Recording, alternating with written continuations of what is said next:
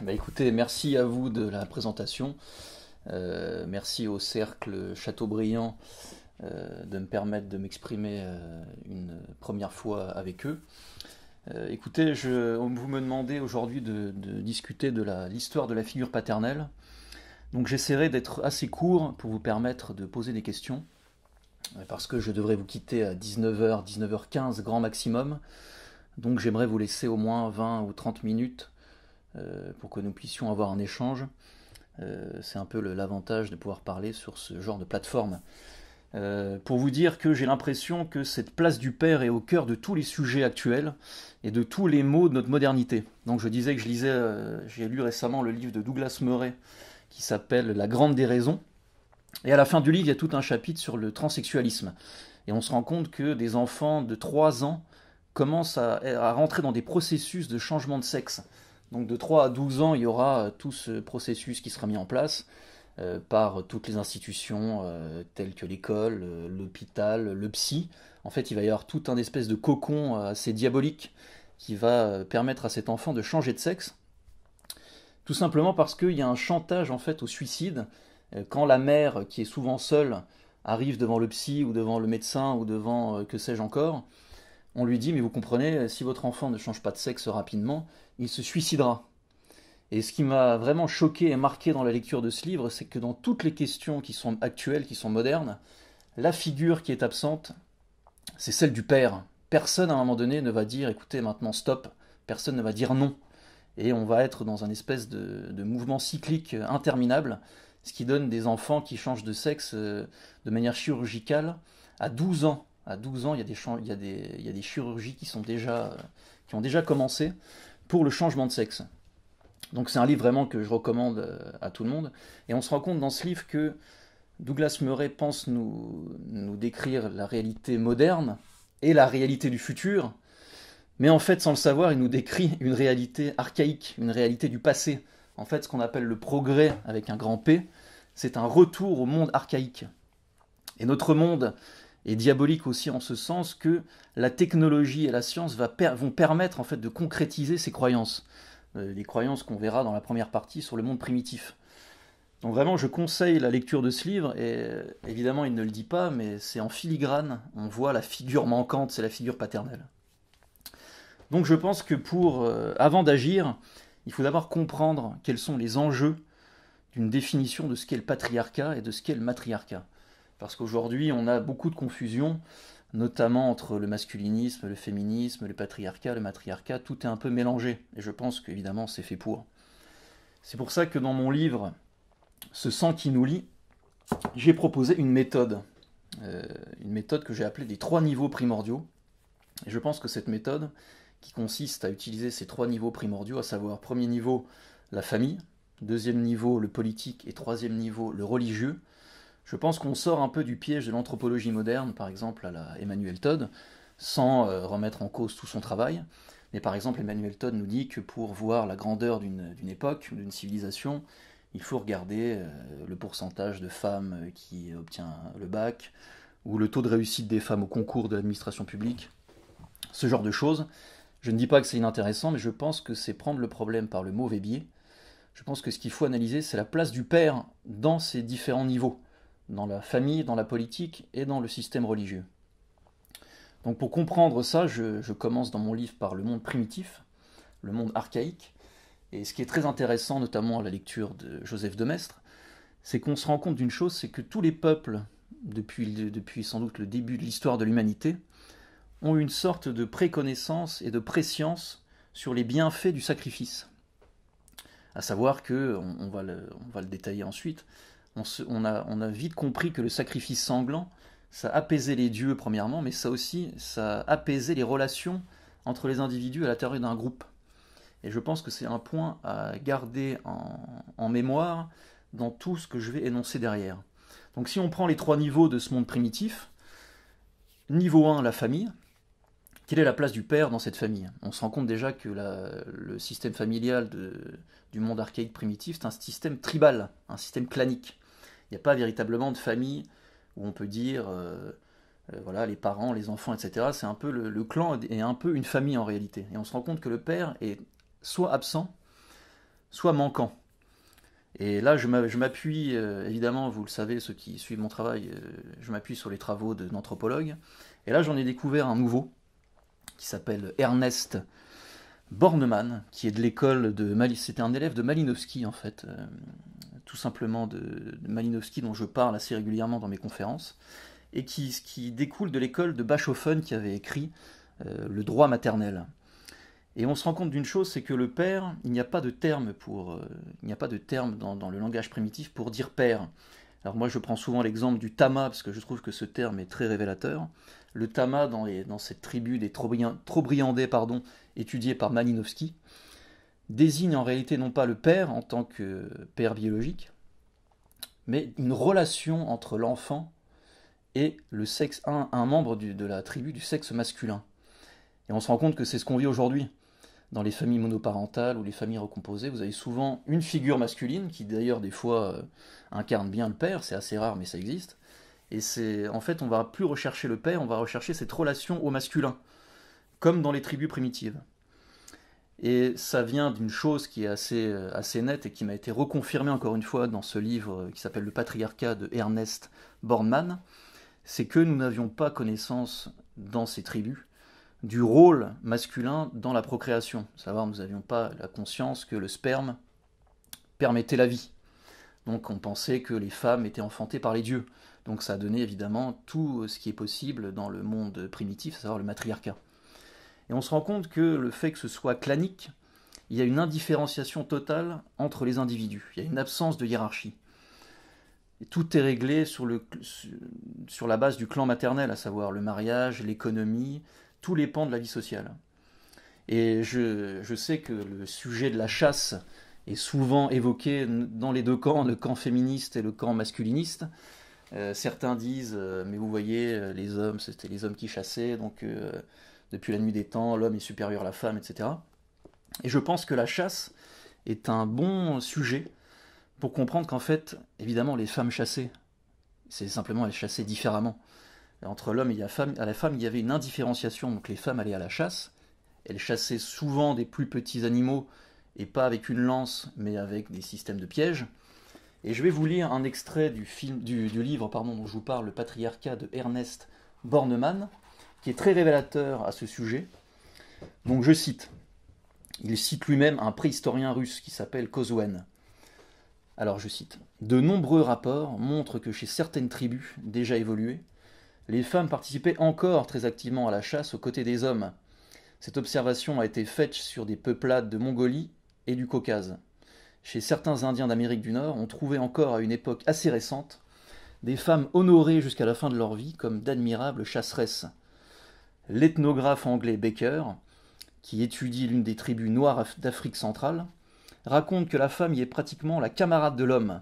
Celui-ci la traite comme son égale, et tous deux chassent bien souvent ensemble. Il arrive aussi que la femme aille seule à la chasse, pendant que l'homme reste à la maison et garde l'enfant.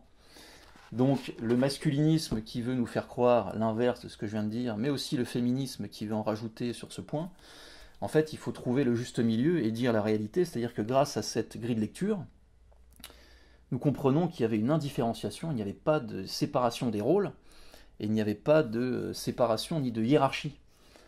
Et le fait que l'homme, le masculin, ne soit pas conscient de son rôle dans la procréation, eh bien forcément, il était mis à l'écart de la vie sociale, et il était bon effectivement qu'à chasser.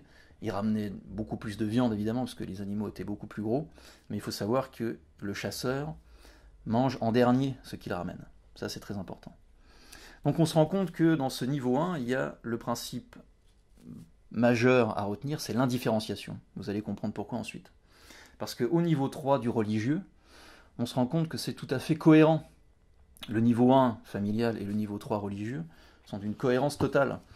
Il y a cette vision cyclique de l'histoire, il y a cette vision cyclique du monde, et il y a un point très important dont nous reparlerons ensuite, qui est le monisme métaphysique. Je vais vous expliquer ce que c'est, après vous avoir cité un passage de cette, on pourrait appeler, c'est pas vraiment une religion, mais on va dire de la cosmogonie archaïque, qui en réalité nous montre une chose, je vais pas vous le citer, je vais vous le raconter, parce que sinon ce sera trop long, Mais en réalité, on pense dans ces tribus que il y a une vision cyclique, donc il y a la métempsychose, il y a la réincarnation. Quand il y a un décès, l'âme va sur une île qui existe vraiment d'ailleurs, et une fois que l'âme s'est bien reposée, elle va directement dans l'utérus d'une femme, et elle sera la réincarnation d'un individu du clan familial, mais toujours de la partie maternelle. Toujours de la partie maternelle. Ce qui est tout à fait logique. On se rend compte c'est tout à fait logique parce que par exemple Malinowski raconte une chose assez drôle quand on le lit, c'est qu'il a failli se faire lui aussi sacrifier et tuer par ses tribus quand il a dit tout simplement et tout, je dirais naïvement, tiens c'est marrant, lui ça se voit que c'est ton fils puisqu'il te ressemble. Et la seule indifférenciation qui n'est pas permise dans ce monde tribal et archaïque, c'est l'indifférenciation entre un père et son fils. Ce qui est tout à fait logique, sinon il y aurait une séparation des rôles, il y aurait la mise en place d'une hiérarchie, et tout le monde archaïque, tribal, cyclique, devrait s'arrêter. Donc évidemment, on ne reconnaît pas la ressemblance physique entre un fils et son père. Et on est dans un monde où tout est un. Donc c'est ça le monisme métaphysique, qui va disparaître avec l'arrivée du christianisme, on en parlera après, c'est de penser que tout est un et indivisible. Ce qui est d'ailleurs une des devises de la République une et indivisible. C'est-à-dire que le corps du monde, le corps de la nature, est égal au corps de Dieu. Donc évidemment, si le corps de la nature et le corps de Dieu sont au même endroit et sont égaux, cela va donner toutes les pratiques de la magie, du sacrifice, etc., pour pouvoir renouveler la culture. Là, je vais arriver au niveau 2 justement pour expliquer ça. Donc niveau 1, je répète, familial, ce qu'il faut retenir, c'est clanique et indifférenciation des individus. Le niveau 3, c'est la métempsychose et la vision cyclique de l'histoire sur cette base du monisme.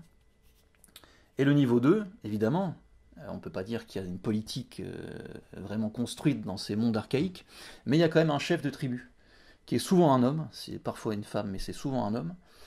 Et ça m'amène à dire une chose que je répéterai encore souvent, pour que ce soit bien compris. Ce n'est pas parce que vous êtes, je ne sais pas si on est aujourd'hui avec des féministes de gauche, mais ce n'est pas parce que, mesdemoiselles, vous êtes dirigées par un homme que vous êtes en patriarcat. Et ce n'est pas parce que vous êtes dirigé par une femme que vous êtes en matriarcat non plus. Et là, on le voit bien parce que cet homme, qui est le chef de tribu, il n'a pas du tout une vision patriarcale de son rôle. Il reste dans les principes du matriarcat. Pourquoi ? Parce que ce que René Girard appelait la crise sacrificielle va se mettre en place. J'essaie d'expliquer ça très rapidement, très simplement. Quand il y a une indifférenciation des individus dans un clan, dans une société, dans un groupe, il va y avoir une crise sacrificielle, c'est-à-dire qu'il va y avoir ce que Hobbes avait appelé la guerre du tous contre tous. Alors de deux choses l'une, soit la guerre du tous contre tous va totalement détruire cette communauté ou cette nation, ça peut tout à fait arriver demain dans certaines nations, on peut ne pas le souhaiter pour nous par exemple, mais ça peut arriver, soit il va y avoir la désignation d'un bouc émissaire, c'est-à-dire que la violence du tous contre tous va se transformer en une violence du tous contre un. Et je vous le donne en mille, quel va être le bouc émissaire parfait pour ces communautés primitives ? Ça va être le chef de la tribu, bien évidemment. Il va être sacrifié, donc le sang va couler, le chaos va se terminer, et un nouvel ordre va renaître. C'est cette vision cyclique, encore une fois, de l'histoire, c'est ce monisme qui amène au sacrifice. C'est pour ça que dans mon livre « Ce sang qui nous lie », je propose le concept du matriarcat sacrificiel. Parce que si vous êtes en cohérence entre ces trois niveaux, à un moment donné, vous allez arriver dans une période où la guerre du tous contre tous va se mettre en place. Et c'est ce qu'on vit, nous, aujourd'hui, dans notre modernité. On pourrait reparler après, si vous voulez, dans les questions de l'époque actuelle, où nous sommes parqués chez nous, où il y a le masque, etc. Quels seraient les boucs émissaires actuels ? Mais ce monde matriarcal ne peut mener qu'à la violence. C'est là où tout ce qu'on nous a raconté sur le patriarcat et le matriarcat, en nous disant que le patriarcat c'était la guerre, et que le matriarcat c'était le monde des bisounours, où tout le monde se faisait des gentils bisous, et on irait mieux demain s'il y avait plus de femmes à certains postes, etc. Tout ça est anthropologiquement faux et prouvé. Ça ne sort pas de nulle part. Il y a des livres, là, les livres dont je vous ai cités tout à l'heure, c'est écrit par des gens qui sont pour l'avènement du matriarcat. Hein, quand ils expliquent ce que je vous ai raconté tout à l'heure, ce ne sont pas du tout des gens qui sont de notre côté. Donc il faut bien comprendre ça, à mon avis. Vous reviendrez sur des questions si j'ai pas été clair, mais j'essaie d'aller assez vite, parce que comme je vous ai dit, je voudrais vous laisser le temps de poser des questions. Si maintenant nous regardons les apports du monde antique européen, du monde païen européen, j'y vois les premières tentatives de ce qu'on pourrait appeler la patriarcalisation du monde. Et on va se rendre compte d'une chose, c'est que quand vous voulez patriarcaliser le monde, vous m'excuserez de ce néologisme, vous allez tout faire pour éloigner le plus possible le sacrifice sanglant. Je vous donne deux exemples. L'exemple simple, la Grèce et Rome.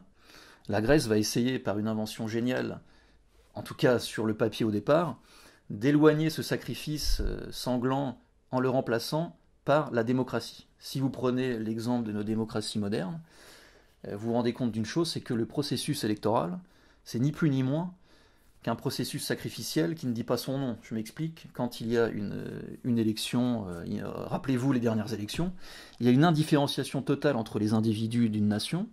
Tous les individus sont mis à égalité, c'est-à-dire que quelqu'un qui ne se renseigne jamais sur la politique va avoir le même pouvoir que vous qui vous renseignez sur la politique tous les jours et qui lisez des livres. Et cette indifférenciation-là crée d'ailleurs beaucoup de tensions. Il y a beaucoup de tensions dans les nations au moment des élections. Et le sacrifice sanglant qui aurait dû être la fin de ce processus va en fait être symbolisé et être détourné. C'est un des génies de la démocratie, on pourrait dire. C'est qu'il va être détourné par le vote. En fait, vous n'allez pas voter pour ce que vous pensez être un président ou un représentant ou que sais-je, vous allez voter pour un bouc émissaire. Ce bouc émissaire-là va être le responsable de tous vos problèmes pendant 5 ans, pendant 4 ans, en fonction des pays dans lesquels vous vivez, et va être déposé sur l'autel symbolique du sacrifice de la prochaine élection, ou alors reconduit pour être sacrifié 5 ans plus tard ou 10 ans plus tard, que sais-je. Et donc ça, c'est pour moi une première tentative de patriarcalisation qui ne fonctionne pas, on verra pourquoi ensuite. Donc ils ont tenté ça sur le niveau 2 du politique. Rome, c'est différent, et c'est très intéressant également, c'est qu'ils vont tenter ça dans le niveau 1 de la famille avec une invention qui est encore une fois géniale mais incomplète, qui est celle du pater familias. Évidemment, c'est une figure paternelle qui peut faire rêver dans le camp conservateur, puisque le père a du pouvoir, et il peut contrôler sa famille et même son clan. Mais on se rend compte d'une chose, comme je l'ai expliqué de manière plus complète, je vous renvoie à la lecture de ma préface sur la réédition de l'Esprit familial de Monseigneur de Lassus. En réalité, on se rend compte que ce pater familia ressemble plus au chef tribal dont je vous ai parlé avant, que du véritable père dans le sens patriarcal total dont je vous parlerai plus tard. C'est-à-dire qu'en fait, on se rend compte que ce patriarche, il est piégé par le système de la famille souche. La famille souche, c'est quoi? Ça ressemble en fait à la famille archaïque en réalité. Vous avez tous les fils, les femmes de vos fils, les cousins, etc. Et vous devez finalement essayer de pacifier au maximum tout ce clan jusqu'à ce que vous disparaissiez, souvent par la mort, et que soit le plus compétent, soit le plus âgé de vos fils prenne votre place. Mais en réalité, vous empêchez vos fils de devenir des pères et de créer eux-mêmes des petits noyaux de cellules patriarcales. Et vous restez dans cette espèce de cocon extrêmement violent. Et en réalité, on se rend compte, et vous vous rendrez compte sans doute plus tard encore, qu'on n'est pas dans un monde patriarcal total. Pourquoi? Parce que les autres niveaux de ce monde antique ne correspondent pas au patriarcat. On se rend compte notamment que le niveau 3 du religieux, dans le paganisme européen, mais aussi d'autres contrées, eh bien, il est enfermé dans le monisme. Il est enfermé dans la vision cyclique de l'histoire. Et là, j'aimerais faire une petite pause, quitte à empiéter sur les prochaines parties. C'est que, selon moi, et vous me direz si vous êtes d'accord dans vos remarques ensuite, il y a une contradiction chez les païens entre cette vision moniste métaphysique, c'est-à-dire, je répète, tout est un et indivisible, donc le cycle se met en place, donc finalement le destin avec un grand D se déploie, et quelles que soient vos actions, vous aurez beau vous battre contre ce destin et cette toute-puissance, vous ne pourrez rien faire puisque le corps de Dieu et le corps du monde, c'est la même chose. Et il y a une contradiction entre cette vision-là et cette volonté de puissance dont nous parlent les païens à longueur de journée, notamment par la lecture de Nietzsche, entre autres, puisque à quoi servirait cette volonté de puissance, puisque vos actions n'ont aucune concrétisation dans le monde réel.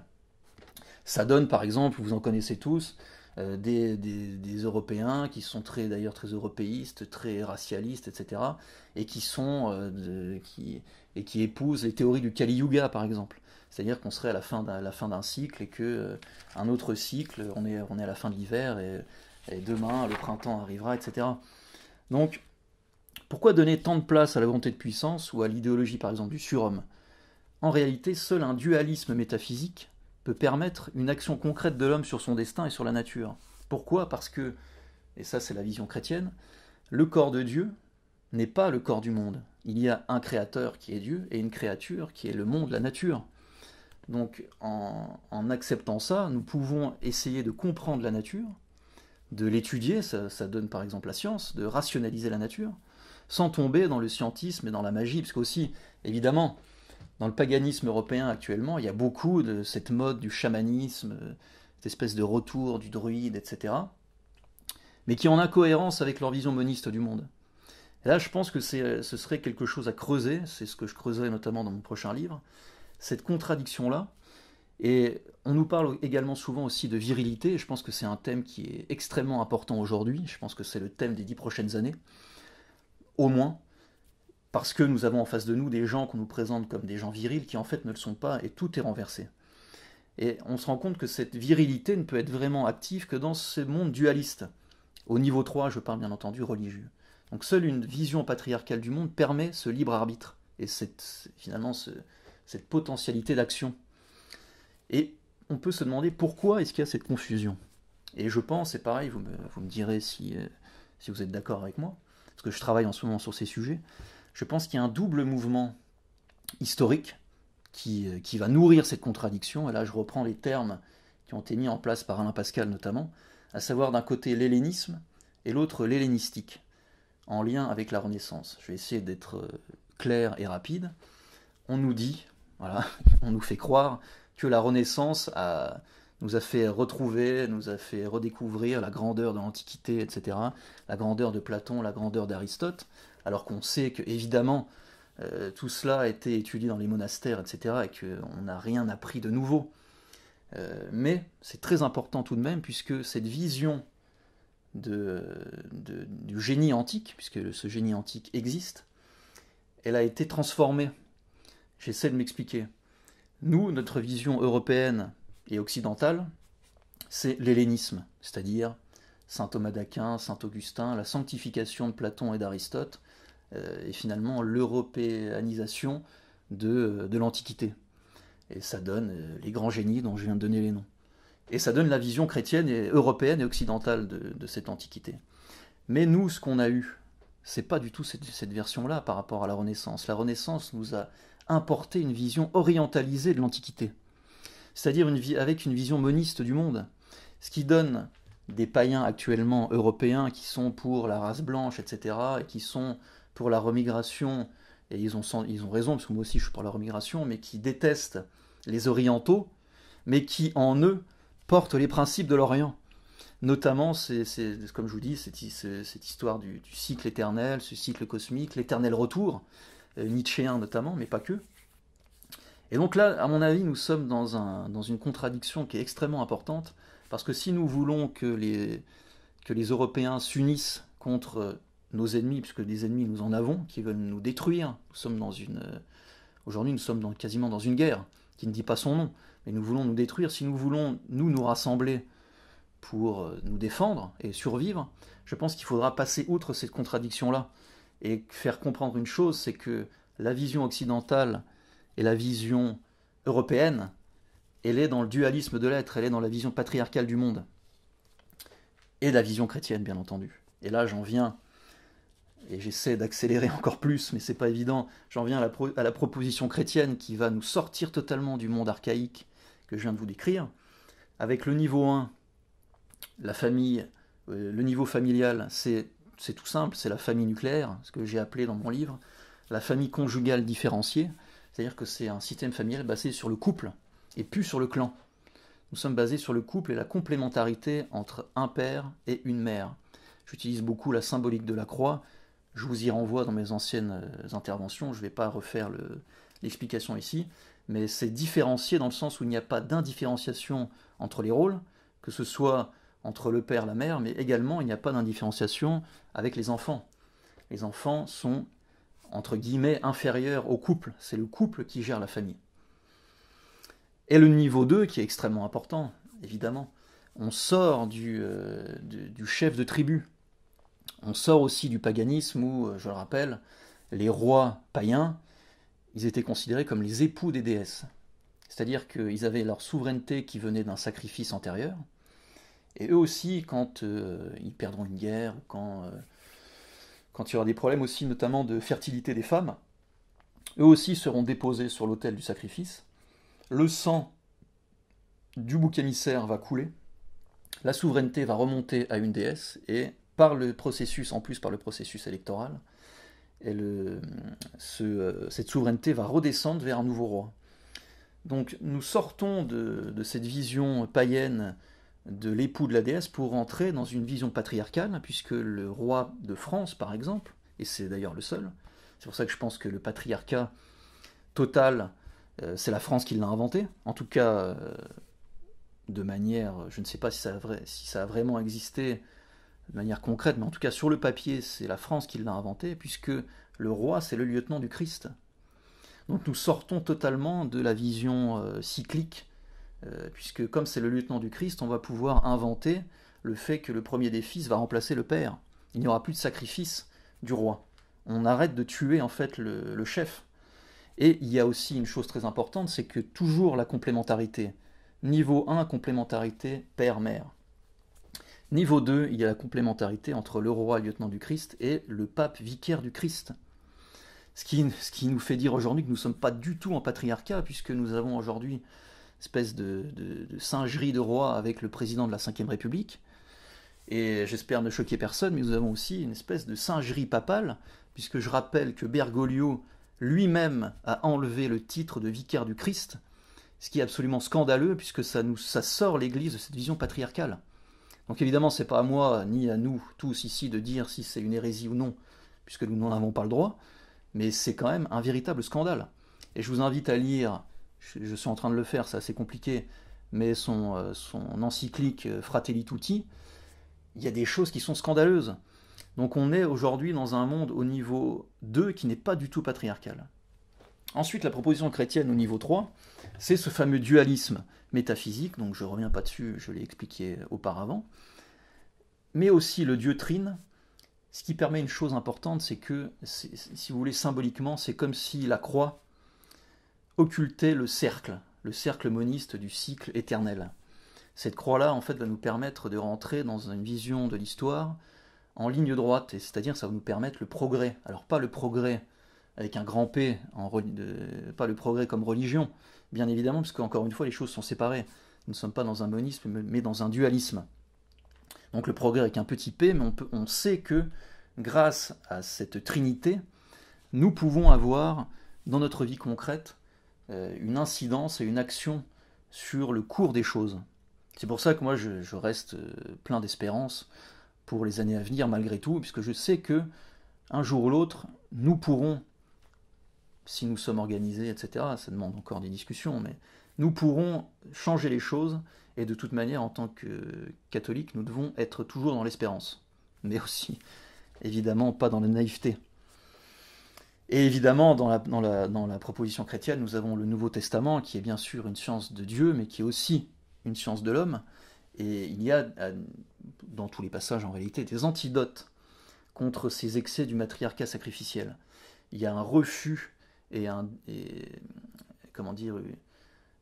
une expulsion de tout ce qui est indifférenciation, etc. Je vous donne un exemple très rapide.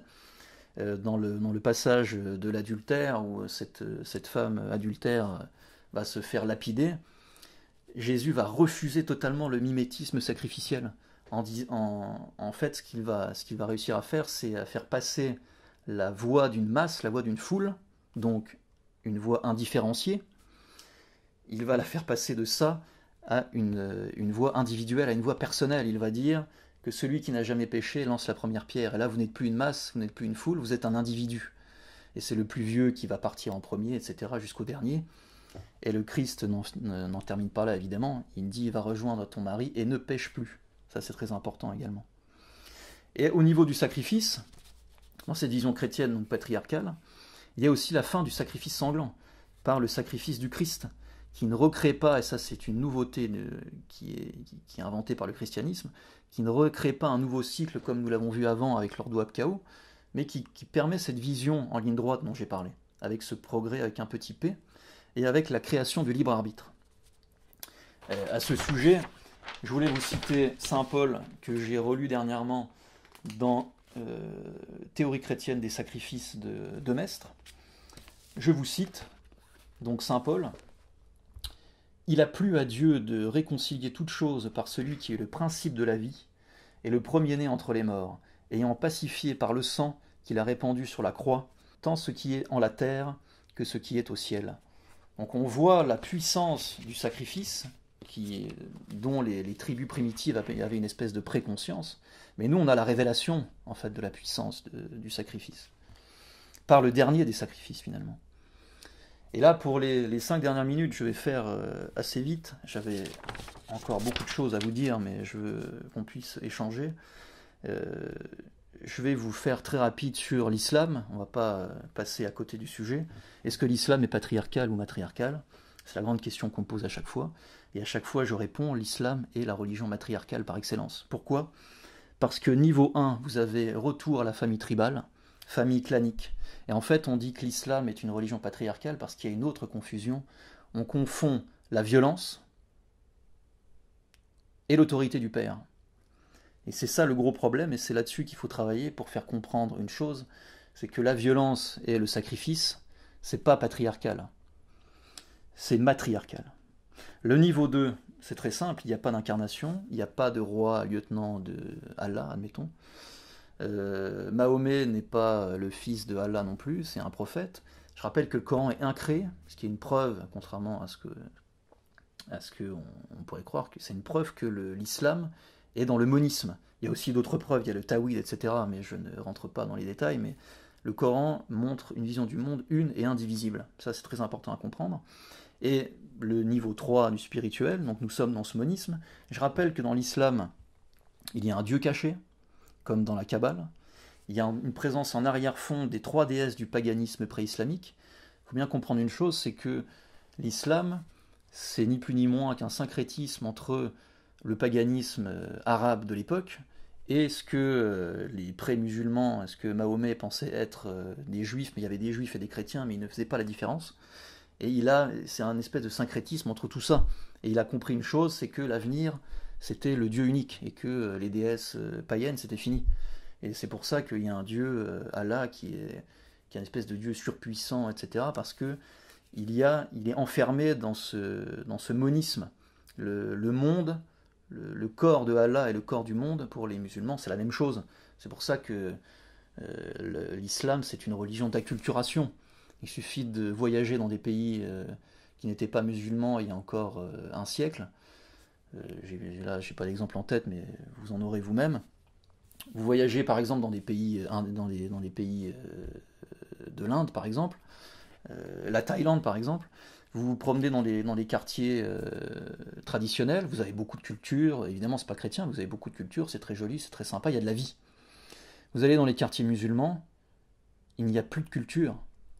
C'est impossible de faire vivre une culture en territoire musulman, pour les raisons que je viens de vous expliquer. Allez, j'essaie de finir, je voulais parler aussi du judaïsme, mais on n'aura pas le temps, donc j'essaie de finir sur notre monde actuel, sur la modernité, parce que je pense que nous vivons ce que j'ai appelé une révolution gaïatique, c'est-à-dire le retour de la terre-mère, le retour de la déesse terre, en fait, finalement. Quand on vous parle il faut arriver au monde cosmopolite, il ne faut pas seulement comprendre cosmopolite comme immigration, comme vivre ensemble, etc. Il ne faut pas seulement comprendre ça, il faut aussi comprendre dans le monde cosmopolite le retour aux religions cosmiques. Et en réalité, ce qui s'est passé, c'est qu'on nous a tellement naturalisé, nous, les Occidentaux, aujourd'hui, c'est malheureux, mais un Français de base, il se définit comment maintenant? Il se définit par son sexe et par sa race. Point. Et il y a un tel manque de spiritualité que c'était le moment pour ces anciennes religions cosmiques, comme les religions dont je vous ai parlé au début dans cette communauté primitive, de prendre la place. Et si aujourd'hui nous voyons une augmentation de la violence, du terrorisme, moi je n'avais pas ça du terrorisme, j'appelle ça pour moi ce sont des sacrifices rituels qui sont, comme de par hasard, commis par des musulmans. C'est parce qu'il faut bien comprendre que quand nous rentrons dans ces religions cosmiques, ces religions de cycle, le sacrifice est demandé. Quoi qu'il arrive, il faut qu'il y ait un sacrifice. Là, nous sommes dans une période où tous les individus sont indifférenciés. Nous sommes dans une période de crise sacrificielle. Et la question qu'il faut nous poser, chers amis, c'est qui sera le bouc émissaire de demain? Est-ce que ce sera nous? Alors, qu'est-ce qu'on met dans nous? Est-ce qu'on met nous les catholiques? Est-ce qu'on met nous les blancs? Est-ce qu'on met nous les Européens? Ou est-ce que ce seront les musulmans? Ou est-ce que ce seront les juifs? Ou est-ce que ce seront qui vous voulez? Ça, c'est la grande question à se poser actuellement, avec une chose aussi à comprendre, c'est que le bouc émissaire est là, c'est pour nous quasiment... Enfin, pour nous, c'est quasiment inaliénable, parce qu'il n'y a peut-être même pas de réponse à donner. C'est que le bouc émissaire, évidemment, disparaît, mais les idées du bouc émissaire sont ensuite déifiées, parce que le bouc émissaire a permis une chose, c'est d'arrêter la guerre et de permettre la paix et la nouvelle culture. Donc, chers amis, je termine quand même. Il faut bien comprendre une chose, et je suis obligé de terminer par ça parce que pour moi c'est primordial, parce que je sais qu'il y a beaucoup de jeunes qui écoutent sans doute là et qui écouteront peut-être ensuite quand ce sera remis sur les réseaux sociaux. Ne croyez pas ce qu'on vous dit. L'Orient, et là je me mets modestement dans les pas d'Isabelle Lehmann, l'Orient c'est la féminité, l'Occident c'est la masculinité. Autre est celui qui sème, autre est celui qui moissonne. La Providence a donné un rôle à chacun. L'Orient était parfait pour l'enfantement du Christ. L'Orient, c'est le silence des déserts, les nuits étincelantes, la terre qui n'a pas encore été semée. Tandis que l'Occident, c'est une terre virile, c'est l'homme de la forêt, l'homme des montagnes enneigées. C'est un homme qui est fait pour moissonner. La Providence nous a proposé que l'Orient sème et que l'Occident moissonne. Nous avons moissonné, nous devons moissonner encore le christianisme que nous n'avons pas semé nous-mêmes. Là où l'Orient féminin a joué son rôle, l'Occident masculin doit continuer de propager le message du Christ de manière virile. Et je vous citerai pour terminer cette parabole qui est trop souvent méconnue. Donc je cite encore une fois. « Levez les yeux, disait Jésus à ses apôtres, et voyez les campagnes, car elles sont déjà blanches pour la moisson. Et celui qui moissonne reçoit la récompense et recueille du fruit de la vie éternelle, afin que celui qui sème se réjouisse ainsi de celui qui moissonne. » Là, c'est un appel c'est un appel à la réconciliation avec l'Orient, en fait. L'Orient a joué son rôle et doit se réjouir avec nous de la félicité du fait que l'Occident moissonne ce qu'elle a semé. Donc je continue, car en ceci le mot est vrai. Autre est celui qui sème et autre est celui qui moissonne. Je vous ai envoyé moissonner ce que vous n'avez pas travaillé. D'autres ont travaillé et vous êtes entrés dans leurs travaux. Alors, chers amis, ce qui se passe aujourd'hui, c'est que l'Orient, par le biais de l'islam, mais pas que, évidemment, se venge de ce qu'ils pensent être un abandon parce qu'ils n'ont pas reconnu le Christ comme Messie. Et c'est sans doute cela la prophétie patriarcale. Et je vous remercie de m'avoir écouté.